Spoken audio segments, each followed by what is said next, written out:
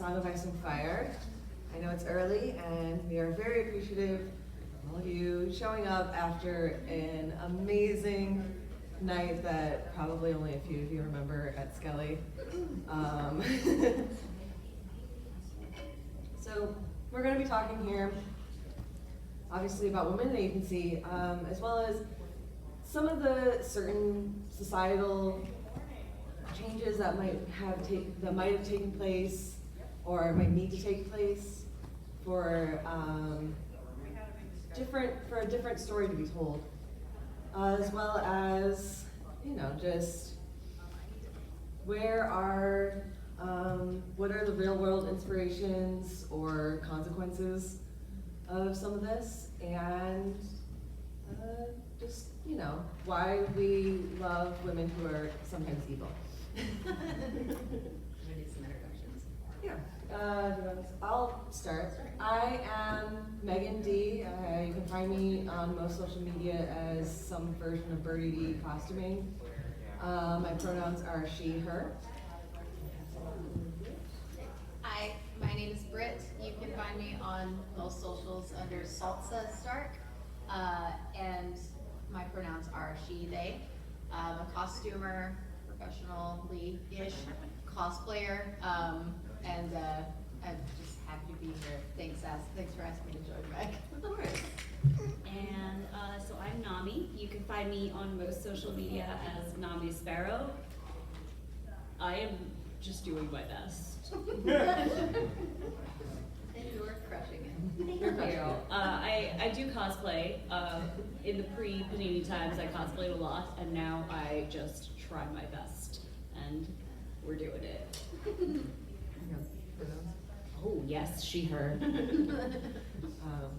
And a little introduction for myself. I am a historical costumer at a living history museum, where we do research into the lives of women and how they move through their own society based on what they were wearing. Anything from how corsets shaped their daily lives to why you don't see working women wearing huge bustles. That is a different panel. That's tomorrow. Yes. We're talking about cosplaying and A Song of Ice and Fire. Great. Cool. Yeah. So I don't know if you guys have a favorite character that you are just always What? Me? No. rooting for. Women in agency? What agency? It doesn't exist. The end. Goodbye. Great Okay. panel, love it. They have none. Yeah, no, so Sansa's my fave.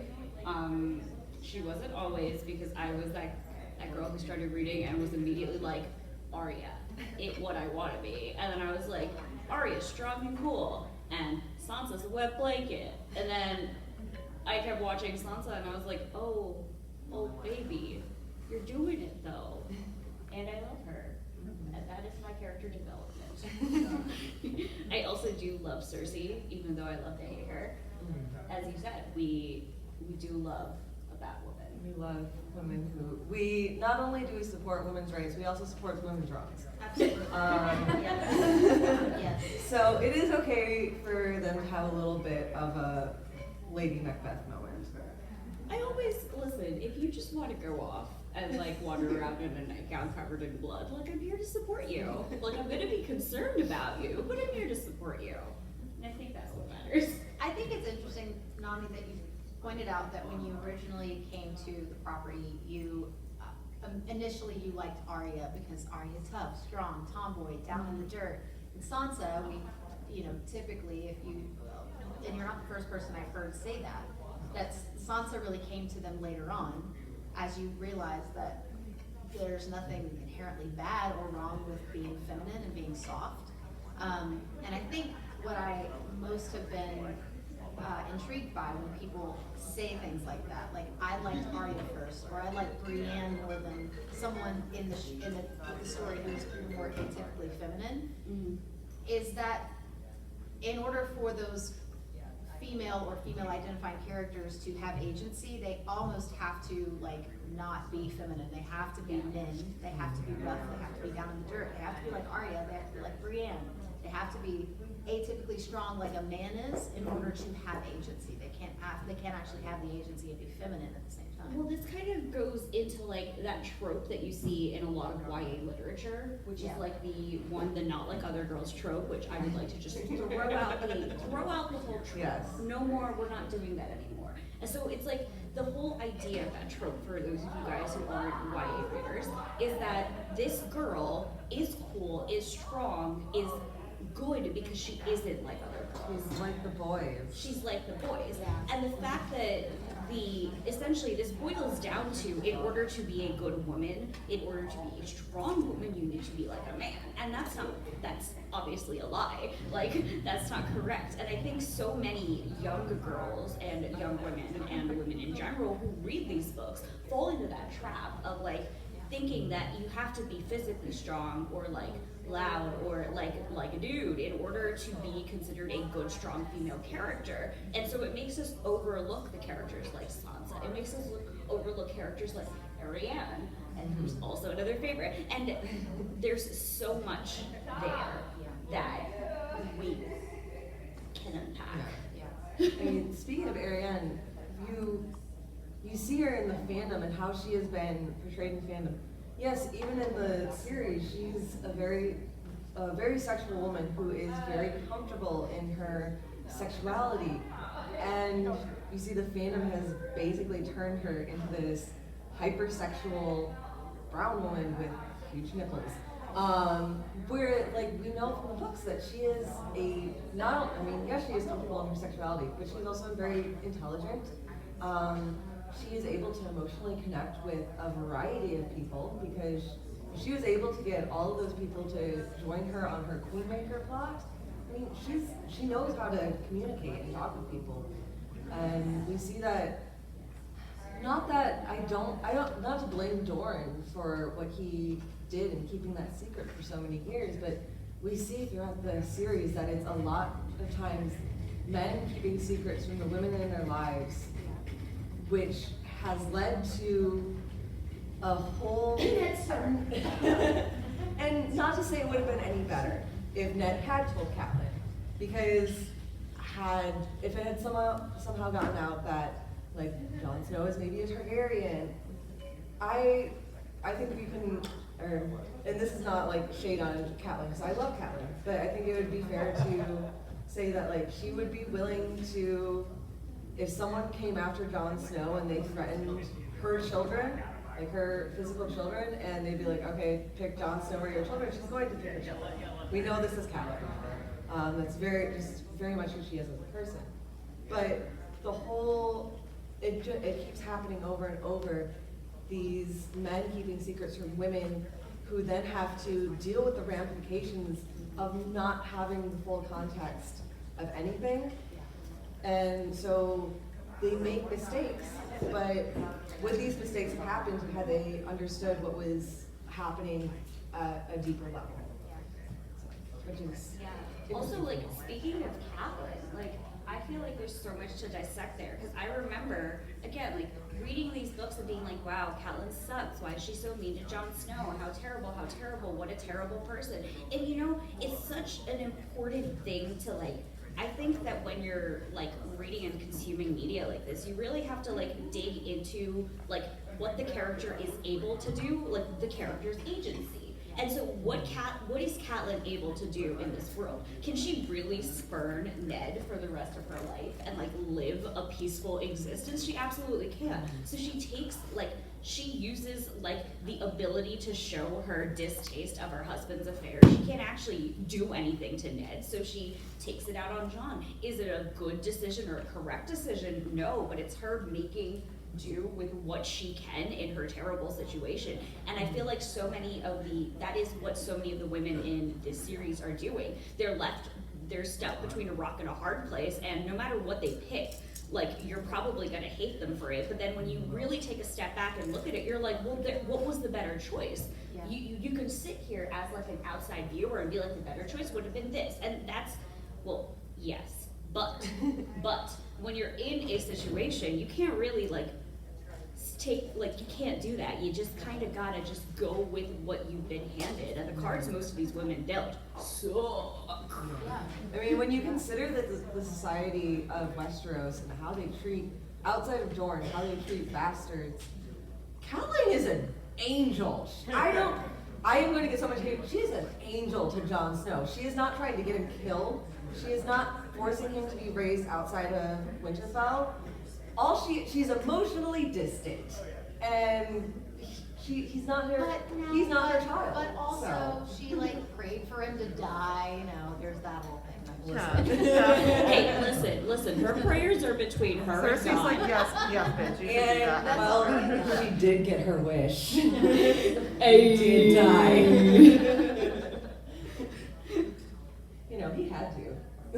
Like, she understood that the plot involved him having to die. That's what it was. Listen, Catelyn was the real, like, plot maker there. She drove that. She understood that he needed to rise. And she made that happen for him. Love a manifesting queen, right? Manifest your dreams. And I think when we talk about how Catelyn is a woman in a society where she has been taught to do a certain thing, and she does that thing very well, of taking care of her family. And I mean, that's exactly why she was trying to push for Sansa and Arya to have marriages, because in Westeros, the only way for a woman to move up in status is through marriage. We see this problem with Rowan Weber. Yes. And she's stuck in her father's will that is demanding that she marry someone, or else she gets stuck with someone that she hates and loses her own power. So it's the women in Westeros have a very tough choice to make, and sometimes it's depending on who you are, it's easier because we know the more women. They're having a good time. I'm happy for them. Paige has refused to talk about who his fathered her children. Allison has followed the same suit. So, but no one calls them bastards, even though they're not married. And yes, in Dorne, women also have more agency. Thank you, Nymeria. But throughout most of Andal and First Men culture is very much the men are. It's this very weird interpretation of hunter-gatherer agricultural society in our own world, where like, oh, the men go hunting, the women stay at home. It's like, we know from research, from like our own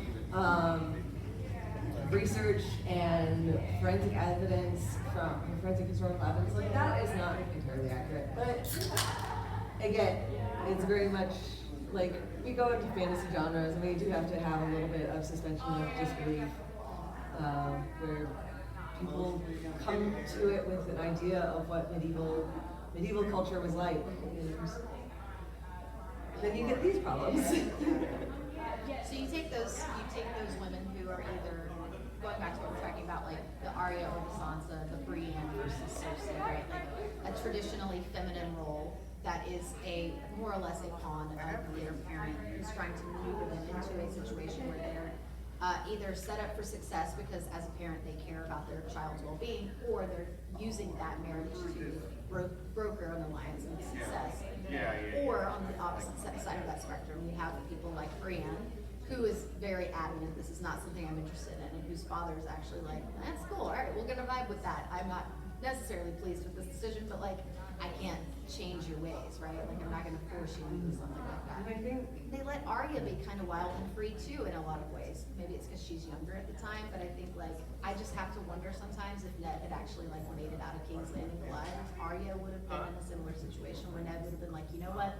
No, we'll let you have a love match if that's what you want. Sansa's the one we have to stake the claim on because she's older.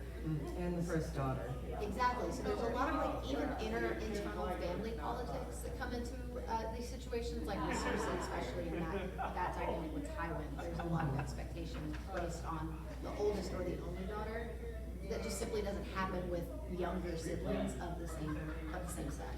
Yeah, I'm actually really like intrigued by the idea of like what would have happened to Arya if she had made it back to her family. Yeah. Like what would her fate have been? Because like obviously Dead. I mean, let's be honest, if she had made it back, she would have gotten, or if she had gotten to her mother in time, Yeah. she would have been there right for the red wedding.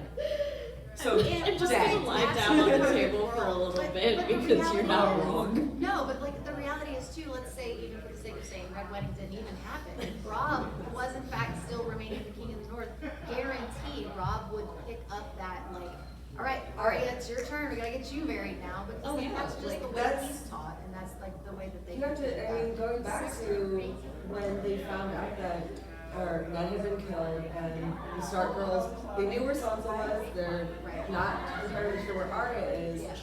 And Rob makes a choice that no, we are not going to trade a high value prisoner for for the two daughters of the North that are currently political prisoners. Arya is not currently a political prisoner, she is on the lam, but he makes that choice that his sisters aren't worth trading for Jaime Lannister. So like anyone that would have been like, oh yeah, he would have let Arya be if they had gotten back, if everything had worked out perfectly. Like he would have like let Arya learn sword fighting. No, John would have. John would. Rob would not have. But not Rob is a meaty butt. What was? Oh, you weren't there for that. I think the analogy at the pool party yesterday was that he's a 16-year-old soccer coach teaching like 8-year-old kids. So. Oh my god. Who Rob is? Yes. That tracks. I see no lie. That absolutely tracks. And, I think on the opposite end of the spectrum of women like Catelyn, who try and do their best to be the perfect woman in society that they are raised in. You have women like Cersei, and not that I wouldn't even say that's on the opposite end of the spectrum. It's maybe like Catelyn's here, Cersei's here, and then Brienne might be over here because she's like, you know. I feel like Catelyn and Cersei are on a different spectrum of the number of fucks given. Yeah. For lack of better word, because Catelyn has all of them. Catelyn's like, yes, we're gonna do this and we're gonna do this correctly. And Cersei has gradually been losing all of her fucks as life has gone on. In her mind. As she has had less and less agency, and as King Rob has gotten fatter and drunker and more gory, she has just been like, absolutely not, I'm done. And frankly, like, snaps, because you know the potential of like Catelyn going dark. Oh, we know what that potential is. It's Lady Stoneheart. Well, I'm thinking though, but no. But see, I'm thinking of the potential of like pre-Lady Stoneheart. I'm thinking Ned shows back up with a bastard and Catelyn goes feral. Like, could you imagine? Like Ned would have like bowed down at that moment and just been like, I'm sorry, he's not mine. I'm being secrets. I'm sorry. But let's be real, wouldn't have happened. Catelyn was a good bead, and then she went feral, and we love that for her. But that's what we want for her. Choose violence. Do it. Go off. Go ape. Go off, queen. It would have been like Hera and Hephaestus in Greek mythology, where she eats Hephaestus. Yeah, that's. Love that. I do love that. That's amazing. But yeah. Do you think Catelyn has more or less agency as Lady Stoneheart? That is a really good question. I'm gonna say. I'm gonna say less. Okay, I'm gonna say less. I think in some way she becomes, as Lady Stoneheart, she gets off asking if she has any agency is I think makes it seem like she's still human, whereas at this point she's a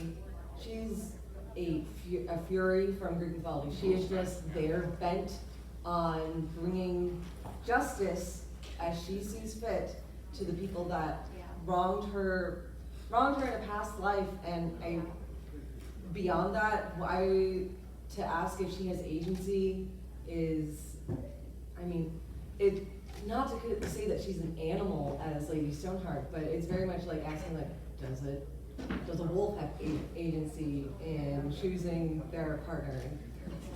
I think it becomes a very complicated question of just, and not that it isn't a great question, but it's almost like the wrong question to be asking when it comes to Lady Stoneheart.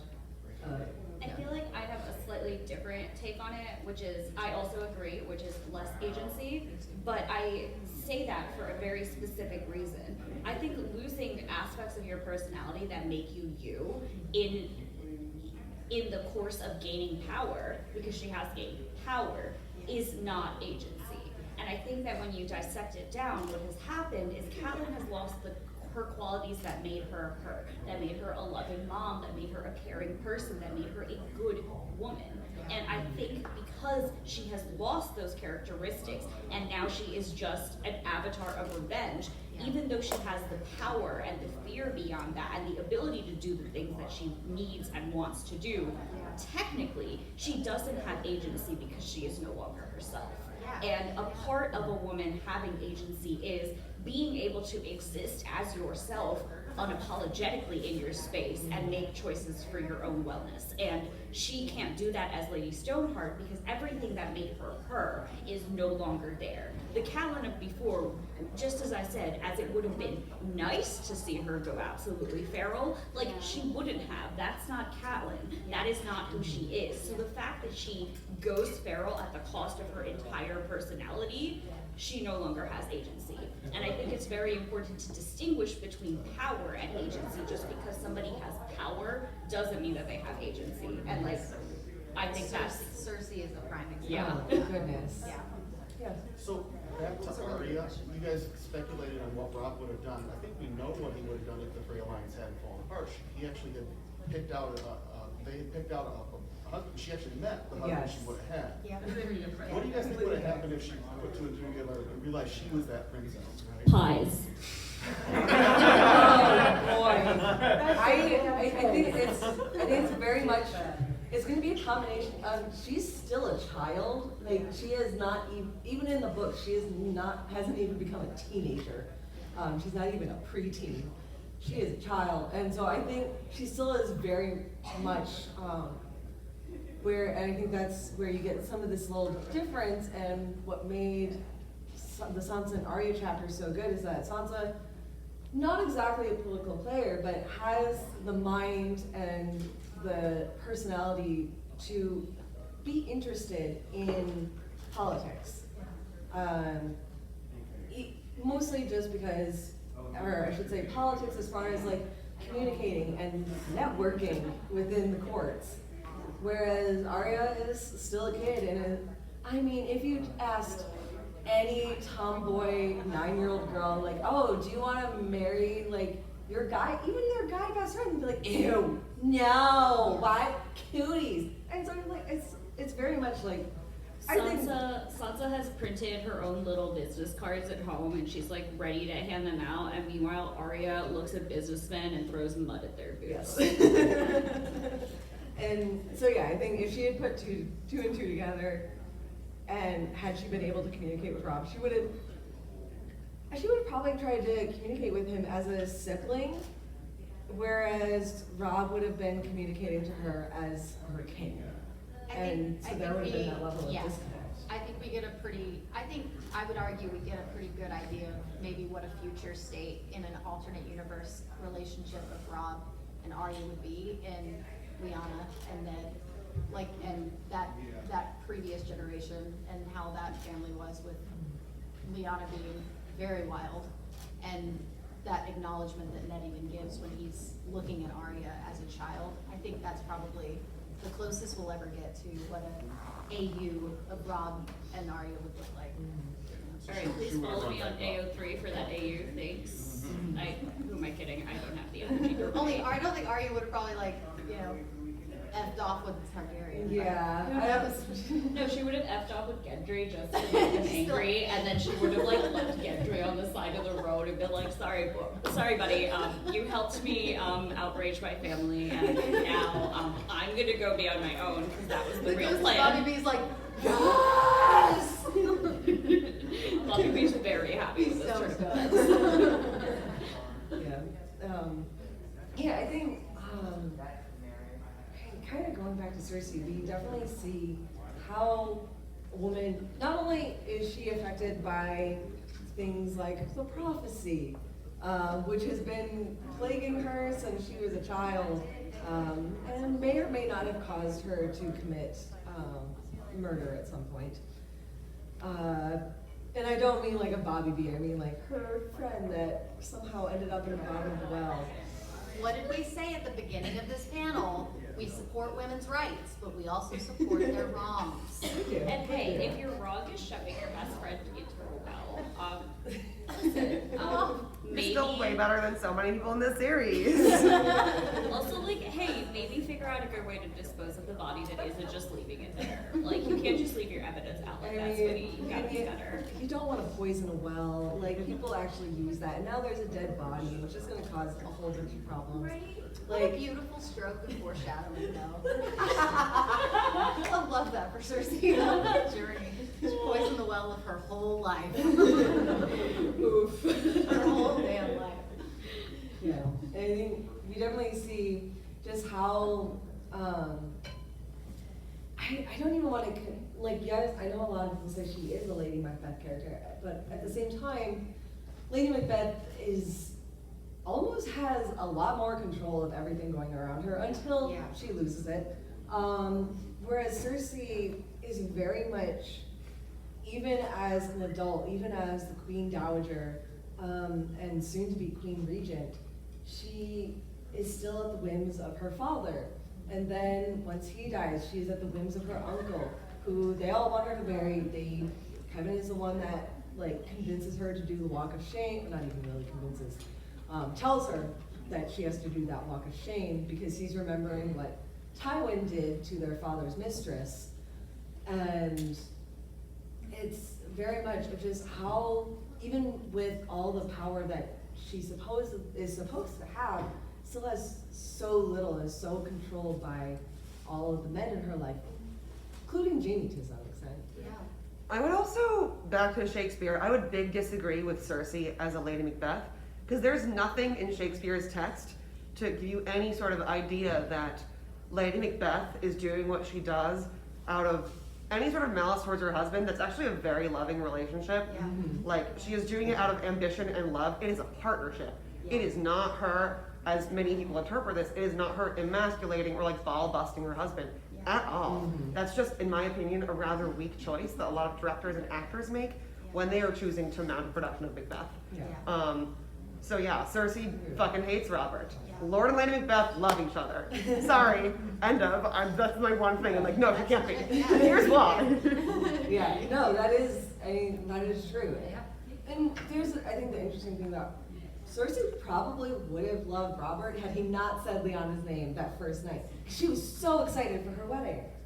She was so happy It for makes me really like sad in a way, because you really do see the good person, like the genuinely good and loving person that Cersei could have been if it wasn't for the fact that Rob sucks.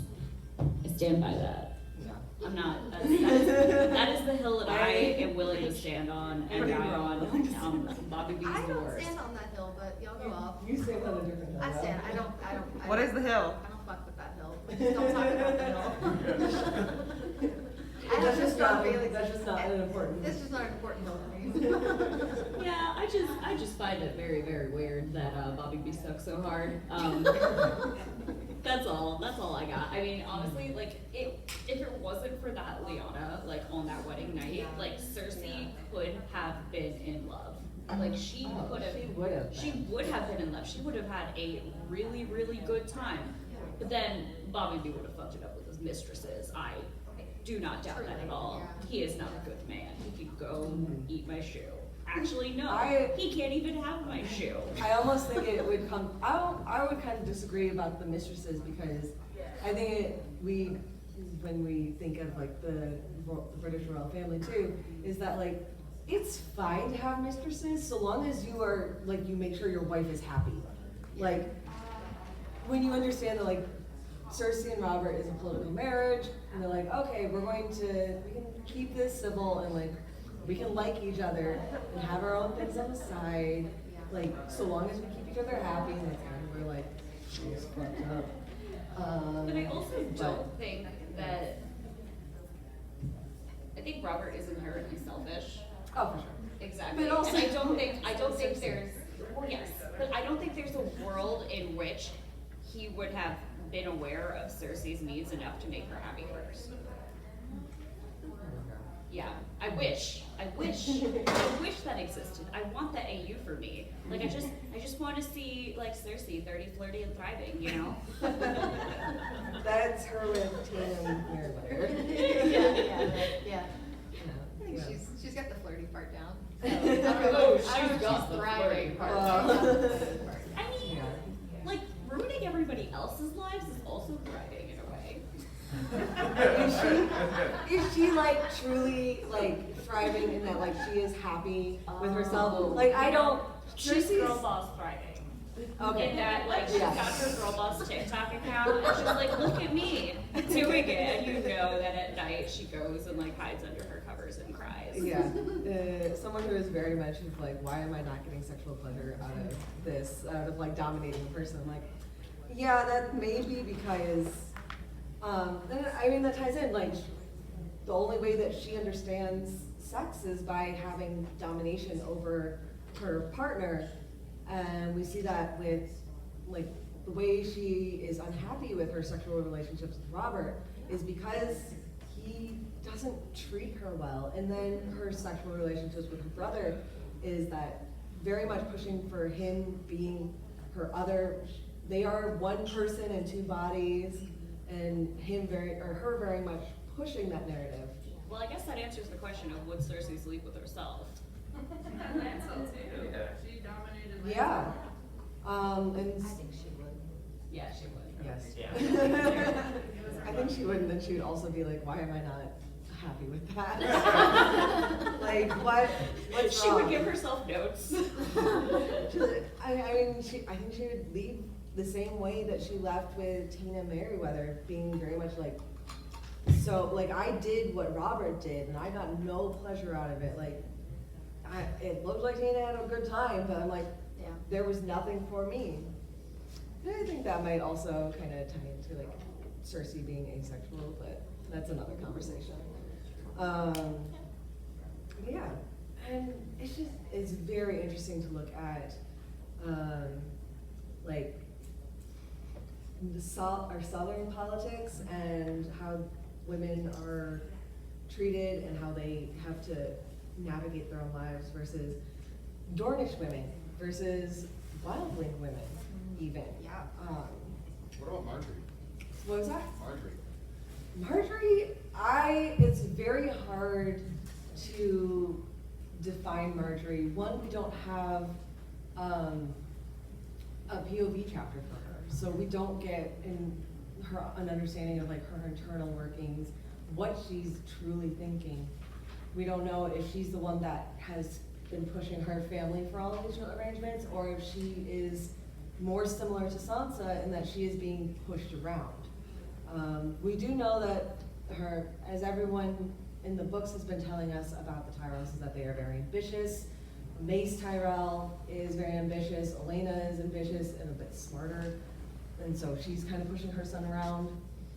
So we do get, it's very difficult to say what Marjorie is definitive, if she has any agency or not. I think we get kind of a glimpse into it when we see her just drop the act when Cersei comes to visit her in prison, and she's like, you stop doing this. Like, I don't like you, you don't like me. There's no reason for us. You are not my mother. I don't have to be nice to you. Yep.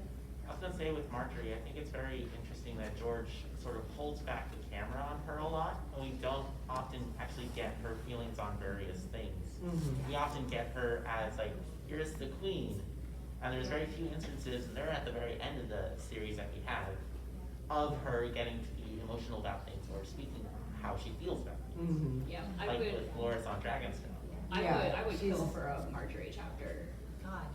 Especially now that Sansa is not in King's Landing. I know we have Cersei still, but I think it would be very interesting to have those two opposing chapters in King's Landing to tell two different sides of the story.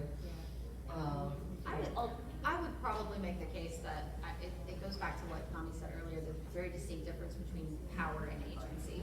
I think what we see of Marjorie informs us enough that I don't think she has a tremendous amount of agency, just because we know from the very beginning she's maneuvered first as an opportunity for Robert, and then finds her way down the line of, you know, so to speak, of the Baratheon boys. So we know right away she's just a pawn. She's just being moved around on the board. What I find interesting most about Marjorie, though, is it's that, I don't know if it's necessarily a trope, but it's definitely a character I feel like we see quite often with women who are aware that they do not have agency, or they're aware that they are not in a position of power, and they play with that. Because that's not actually, that's not a threat that anyone would suspect, right? It's very much that Tyrelism of being the thorn amongst the roses. That's what the So I show think does. Marjorie actually really leans into this idea of how she believes, or how she knows for certain the men in this world see her. She plays that, and she's really perfected that part. So that, I think, is what makes her conflict with Cersei so interesting, is because Cersei, I believe, could have done that from an early age and just leaned into it, but I think she's gotten older, and she's gotten more embittered, and she's been abused. The gloves are off, she's not playing anymore. This isn't a game she wants to play. Marjorie is still, I think, green in that way she wants to play. Lady Stoneheart. Do you think Marjorie knew about the cup at the Purple Wedding? And if so, was she in on the planning of it? Or did she just get warned not to drink the wine? Honestly, I mean, do you wanna go? Go for it. I would honestly say that she probably had some inkling of it, in that, like, she was probably told, like, don't drink out of that after a certain point. But we see with how Peter Baelish has been working it's very important that not everyone knows what's going on in those kinds of plots. So that Marjorie needs, as queen, she needs to have plausible deniability.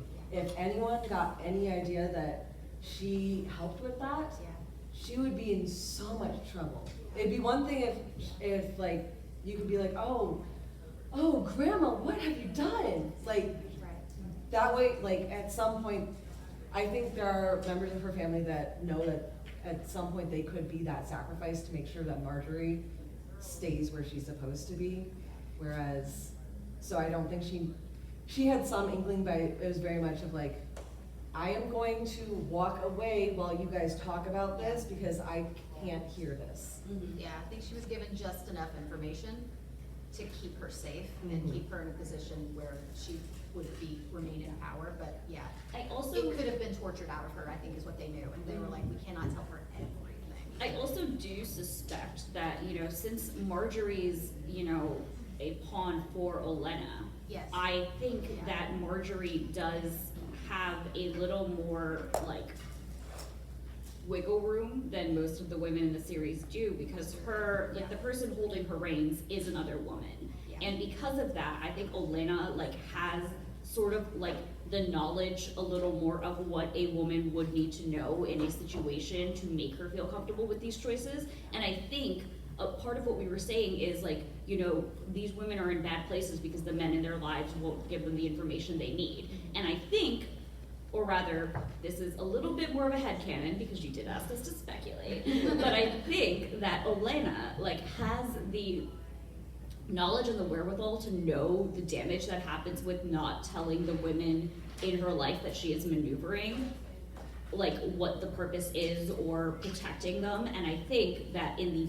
process of protecting Marjorie, she has given her enough information that Marjorie knows something's gonna happen, but she also knows that she cannot know. Yeah. And I think, like, listen, Olena's like she's a whole bouquet of thorns. Like, she knows what's up. She's got the most agency in this series. Snaps for a queen. It was me.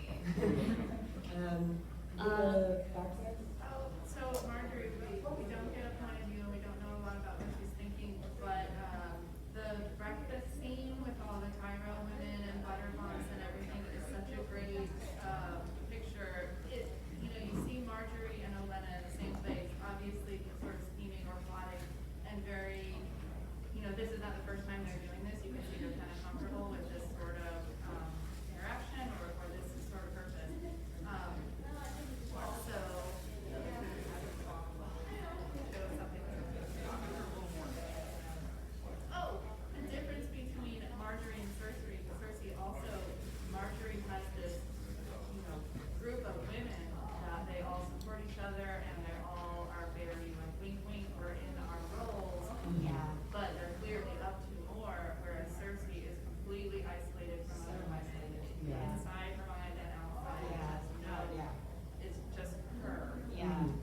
So think basically, we're saying that all of this could have been fixed if Cersei had like a book club. All Cersei needed was a sassy gay friend.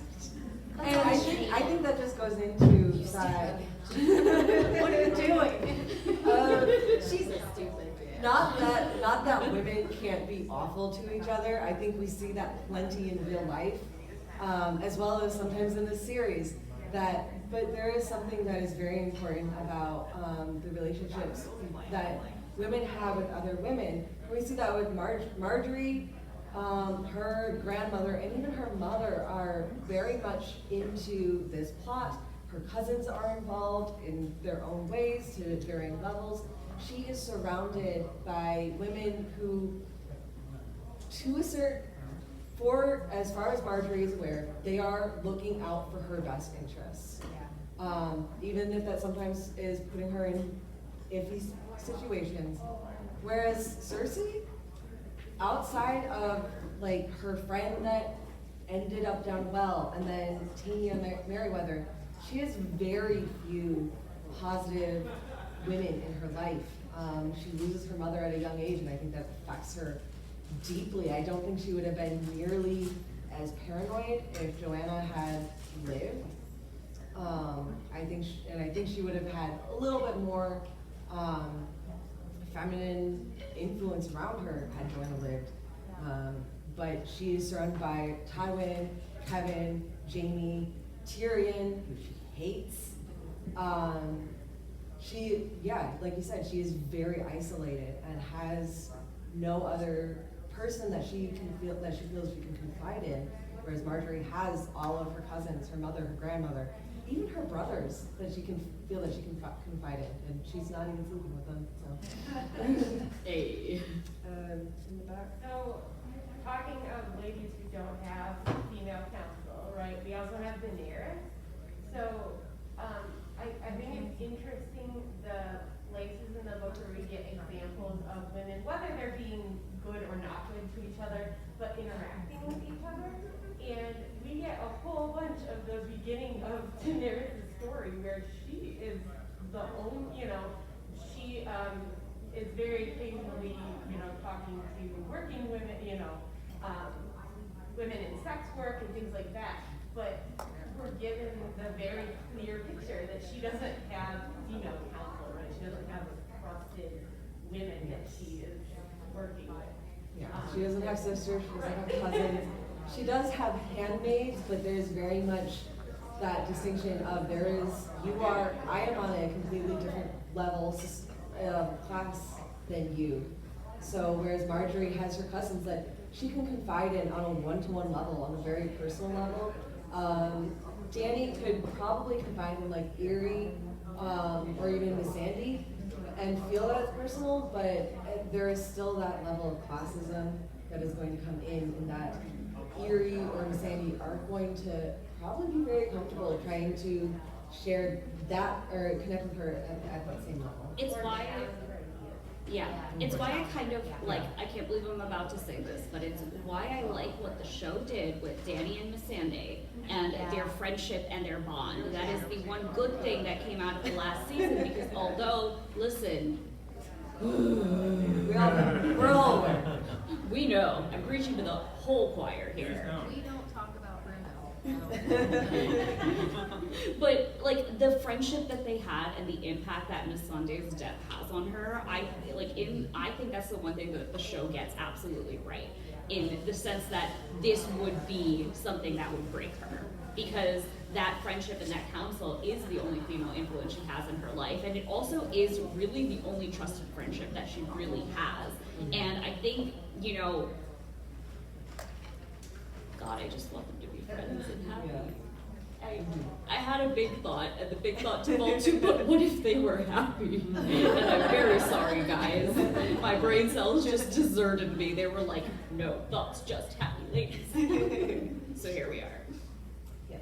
On the same train, one of my women friends, Catelyn left Riverrun very young, a mother, and she didn't bring any ladies in waiting, either southern or northern. Curious, why that is, or if it actually helped her to not have, to kind of integrate into the. I think you're gonna get that interesting thing with Catelyn and Lysa both left at the same time and had very different outcomes. Partially, there are other factors that play into that. Partially, I think one, it was wartime, and so she needed to travel fast, and she needed to get there quickly. You could probably infer that maybe at some point some other ladies did come up, but it's one of those things that's like, George didn't seem to find that important, so it doesn't say, so we don't know for sure. In the same way that like, we can't tell if Catelyn went hawking with her daughters, where even though that was a very common pastime for noble women in real world medieval, like 13th, 14th century. I think for Catelyn, you're going to get the difference between the two sisters. Catelyn is a bit more outgoing and has more of an idea of how these structures, how societal structures work. So I think in some ways it almost benefited her because it forced her to communicate with the people of Winterfell and force her to make a relationship with them. And we do see that Catelyn is well respected as Lady of Winterfell. Whereas you see Lysa, who also has a whole other host of issues going on. She is forced to marry a man that she doesn't particularly like or even know. Whereas, like, Catelyn had the same issue. She didn't really know Brandon Stark.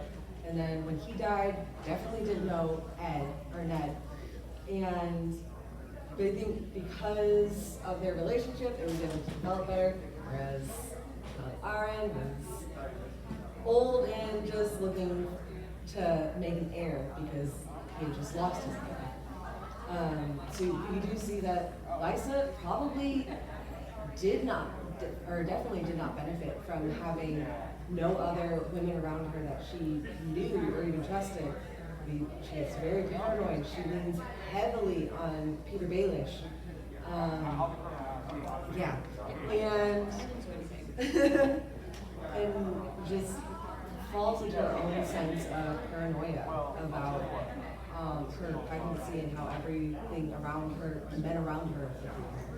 Yeah, I think Catelyn's decision to not take, or rather the decision that was made around and for Catelyn to not take ladies in waiting might have been calculated on the part of the people around her, in that the North is like very, very different and also like kind of like notorious for not liking outsiders, and I think it might have been a calculated effort on the part of the lords of Riverrun to be like, hey, you're going to go in and you're going to assimilate fully. You can't take anybody with you because that's going to sort of indicate that you don't like or trust the quality of company being given to you by the North themselves, and I think it might have been a calculated decision not to isolate her, but to help her assimilate better. And I feel like a part of her was given the indication that this is the goal because she does do it very well.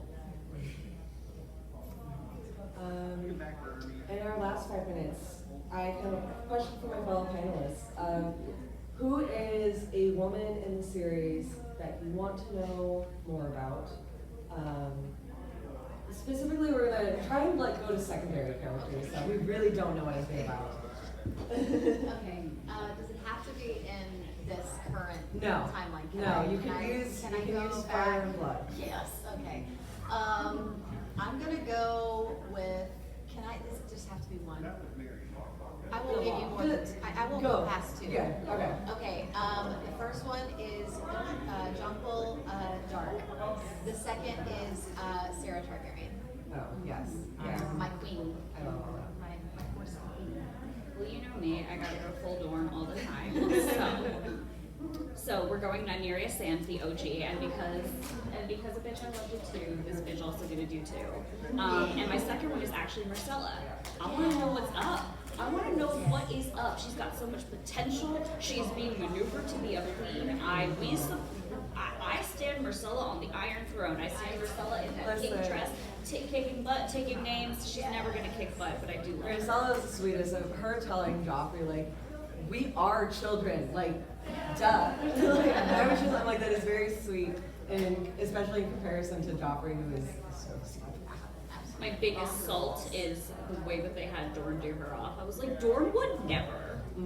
Like, Retweet. Girls come first and Dorne. Girls come first, kids come second. Mallory, Dorne hear would me? never. Only Darkstar wants her dead. So I think Mallory's busy, so she's not gonna kill me.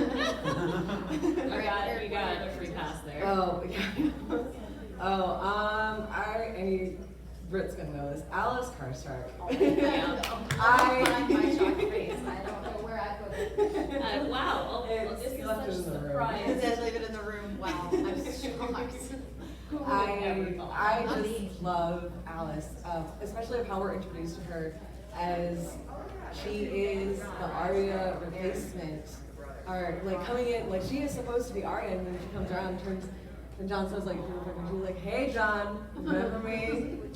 Hi, your brother killed my dad, but we're gonna forget about that, as long as you help. And I think she just basically comes into the room with like main character energy. She truly does. She looks so wild, It is- dead on in the face and says, what up? All right. It's your girl. Yeah, I just. She is 30 and 30 and thriving. She's like 15. I worry though, I she's mean- a girl boss too close to the sun. Let's be real. This is a Song of Ice and Fire. 15 is the new 30. Yikes. And then I will. Do you have a second? I do have a second. Okay, go ahead. And actually, Rosalind Frey. I want to know so much more about her. We see like she was crying at her wedding, which to me seems like she had an idea of what was going to happen and was not looking forward to it. And we know that when she is stuck in the twins while her husband Edmure is being threatened to be hung every single day, she is praying for a baby girl. She does not want Edmure to die. And it's, for me, I very much want to know more of that relationship. I know the show completely forgot about her in the end. Listen, if somebody's writing these fanfics, like send them our way. We want them. Yeah, All right. I don't have time to write them. Yeah, me neither. Do we have any last questions before we wrap up? Or I'll start with my Miranda Royce, thoughts? Love her. Love her. Queen icon. I also wish to die under her. So. Who doesn't? 11 out of 10 would die for her. Yes. I'd love to hear what you say about Sarah. I thought the character was kind of frustrating. We don't have time. After class, we'll have a coffee. It's a whole thing. Hang out with us All after right. class. Thank you everyone for coming. I know it was very early, but we appreciate your thoughts and questions. Listen, you really heard who were in the room with us from the beginning. We see you and we salute you. I'm going back to bed.